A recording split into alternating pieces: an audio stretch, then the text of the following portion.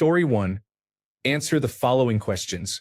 Are you going to help provide childcare for this baby? Are you going to help us pay for any necessary expenses that this baby will require? Are you going to contribute to the baby's college fund?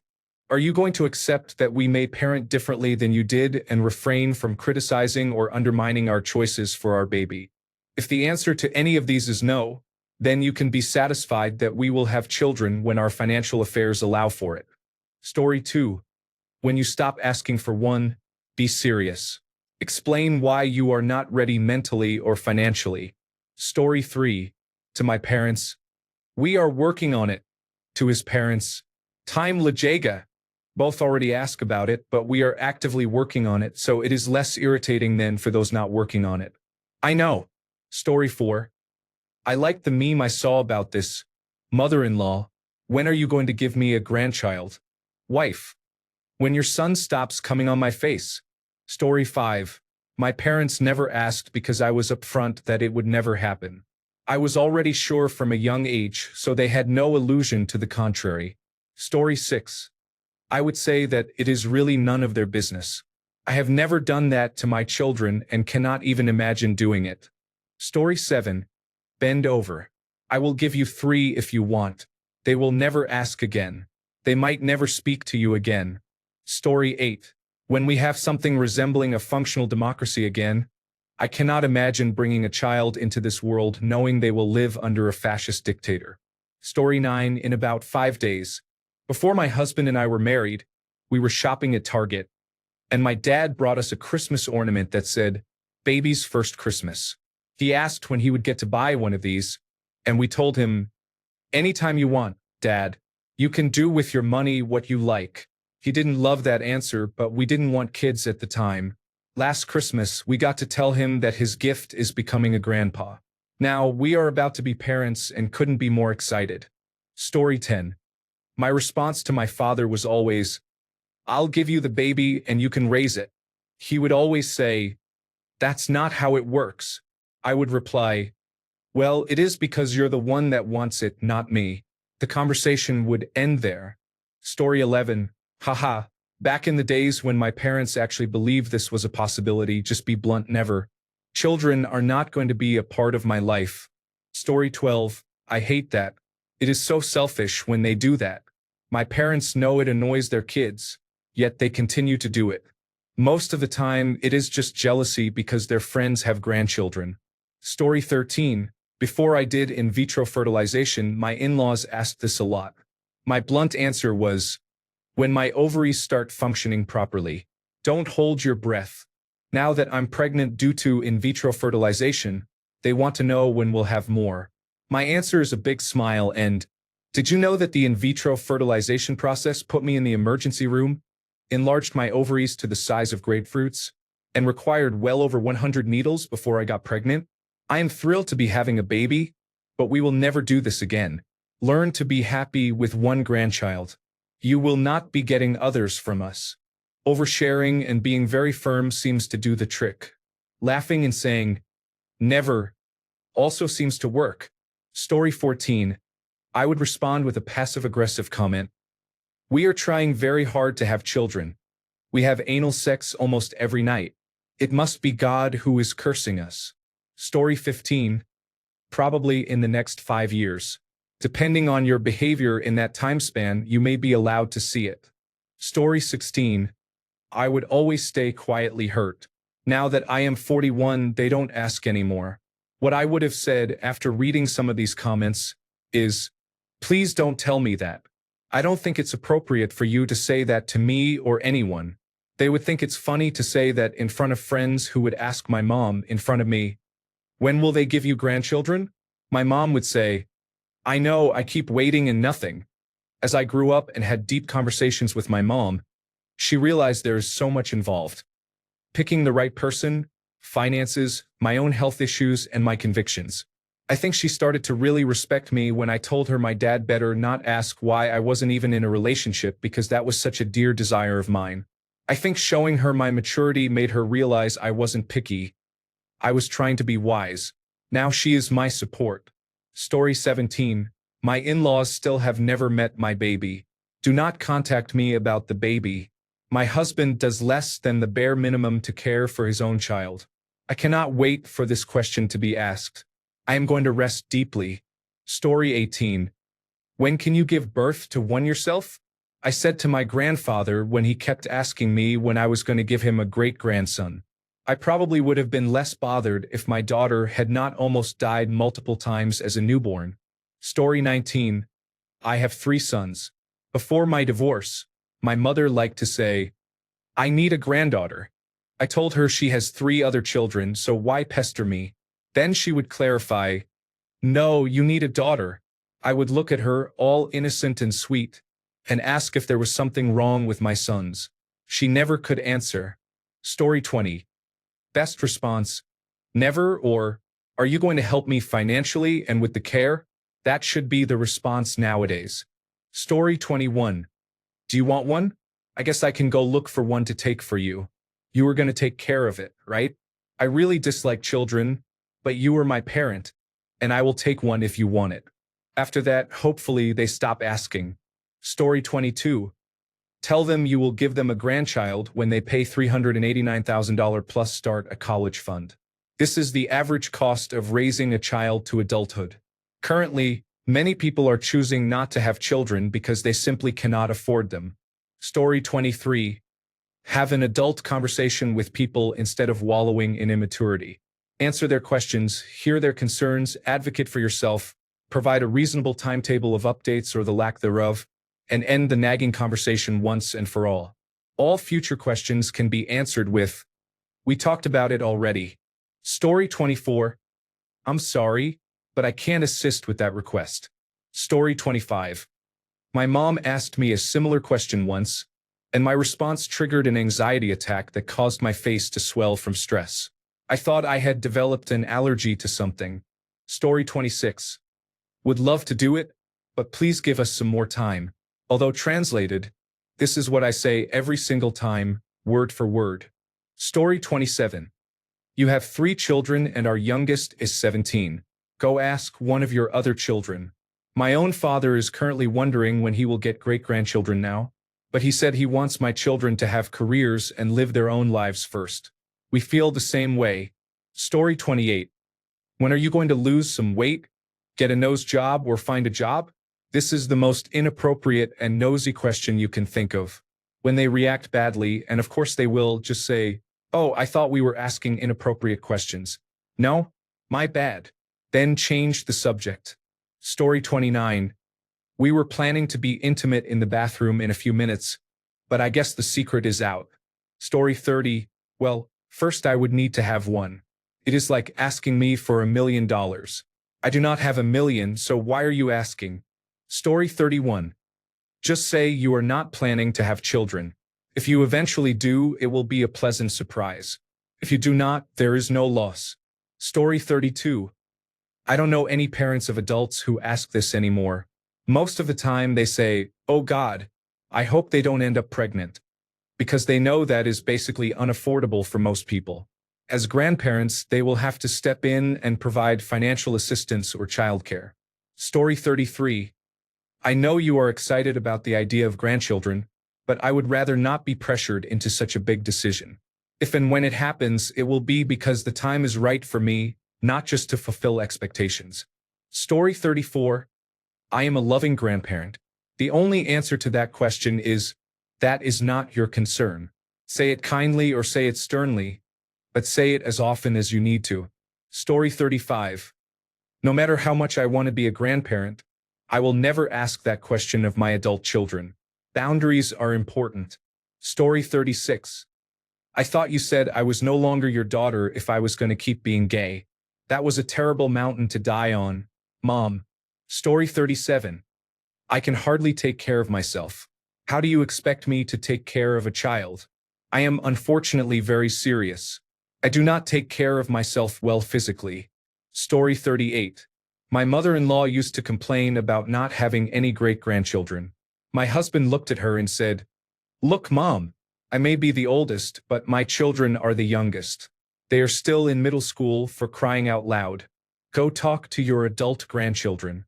Story 39.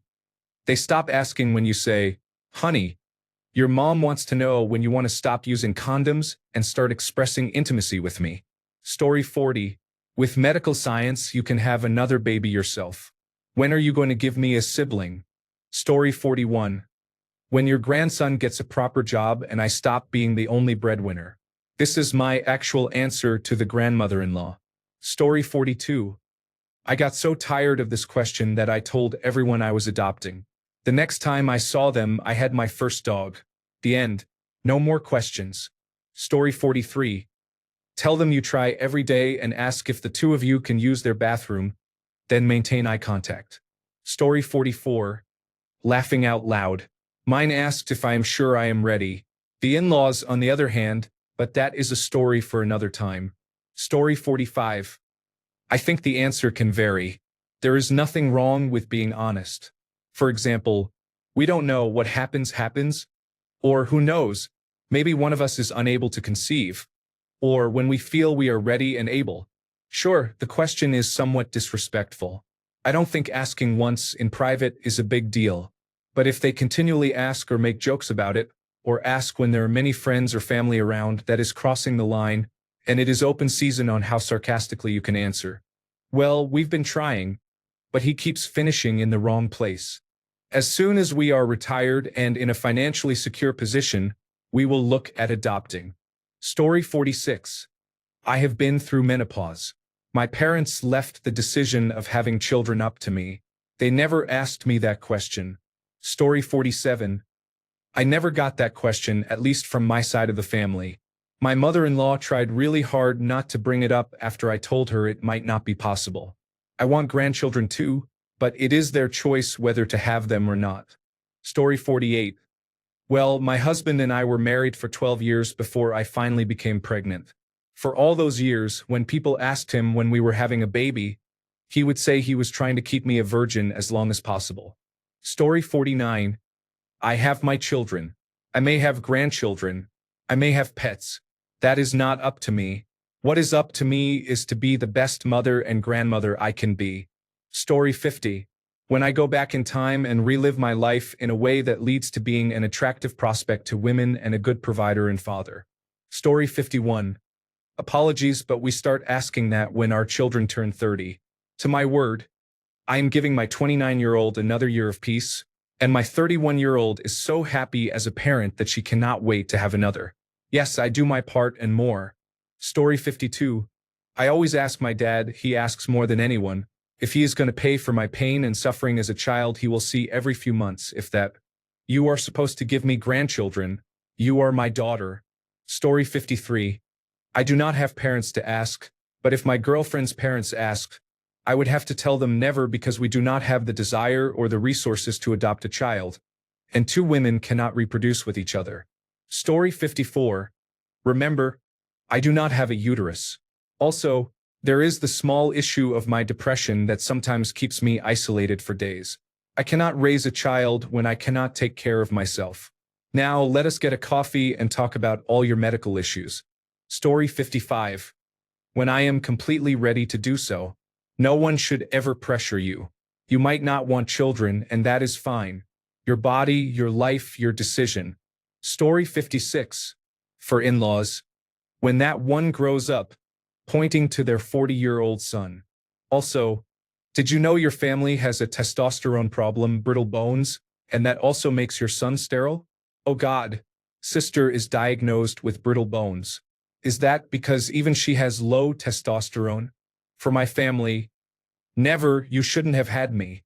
And basically, just to stop asking. Story 57.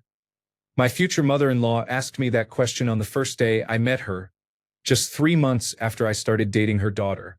My answer was, I don't know. Story 58. I remember my grandmother asking me when I was going to get married and give her great-grandchildren. I was 16 or 17 at the time. I said, based on the stories you've told and what my cousins on your side have said, you didn't want my dad or his older brother. You have said on several occasions, with other family present, that you wished my siblings and I had never been born. So why would I even think to allow my kids, if I ever had any, to spend time with you? She burnt dinner that night and we got pizza. My motto is, Never ask me a question you don't really want an answer to, based on my knowledge of your life, because if I don't have the receipts, others do. No, she wasn't drunk, hadn't had any strokes or any form of dementia. She just said cruel, nasty things to get reactions from people who had long ago stopped reacting. We took her shopping, to appointments, church after Grandpa died, and family events and reunions. But everyone just tuned out the unpleasantness when she decided to be cruel.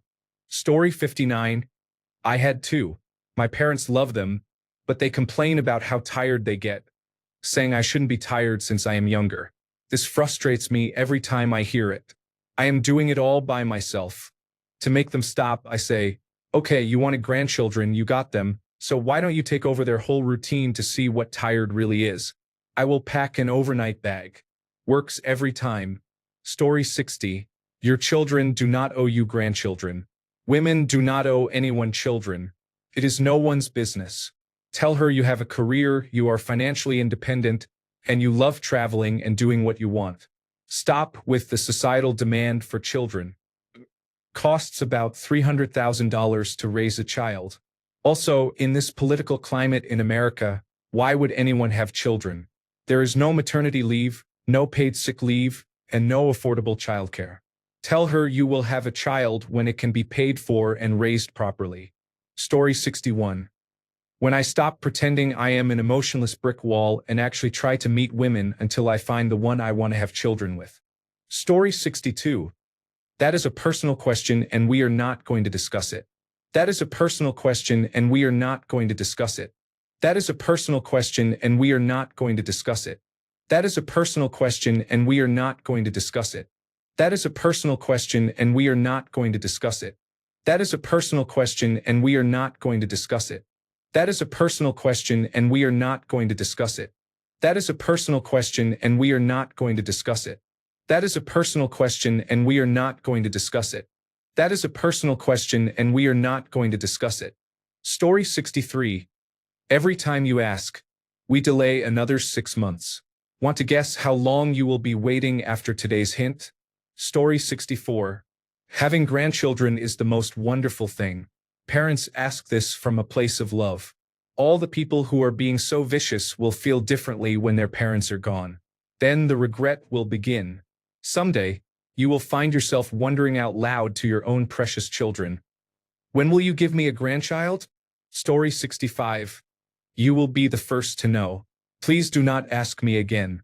Or, you will be the first to know, so just assume no news is bad news. You can use this whether or not you plan on telling them first, and whether or not you ever plan on having children. Story 66. You have 4 already from my sisters. Please do not force me to have something I do not want or cannot afford. Story 67. Wow. I am surprised you are in such a hurry to be a grandmother, especially since for as long as I can remember, you have preached that I should not rush into getting married or having children until I am ready. I do not quite feel ready yet. Story 68. When are you going to provide me with a healthy environment to raise a family? Are you going to supplement my income and work with my schedule for proper care? Are you going to arrange a marriage with someone or assist with adoption? Story 69. My boyfriend's mother kept hinting at this. I told him that the next time she said something along those lines, I would tell her that I was going to get my tubes tied or, if we ever had children, she would not be allowed around them with that kind of attitude. Suddenly, she stopped asking and dropping hints. Luckily, my own parents do not bother because they know where I stand and where I have always stood. Story 70. My in-laws ask me this constantly but never ask my husband, their son. We are very open about being child-free, so I have started having fun with it. We practice almost daily, yet no results. I just like anal too much. He just likes anal too much. You have 3 grandcats from us. What more do you want? A child? In this economy? My body has rejected every embryo that has tried. I do not know what else I can do, Janice. We plan on adopting when we become more financially secure and have the means and time to care for a child the way they deserve. But that is not what they want. Story 71. After you set up a trust college fund for them and buy them the house they are going to grow up in. We are not ready yet. We are not planning on having children, so never. Thank you for the reminder. I need to get my master's degree and new job application in soon. We are pretty busy people right now. Thanks a bunch for sticking around till the end of the video. Remember to subscribe, and until next time, stay awesome and goodbye.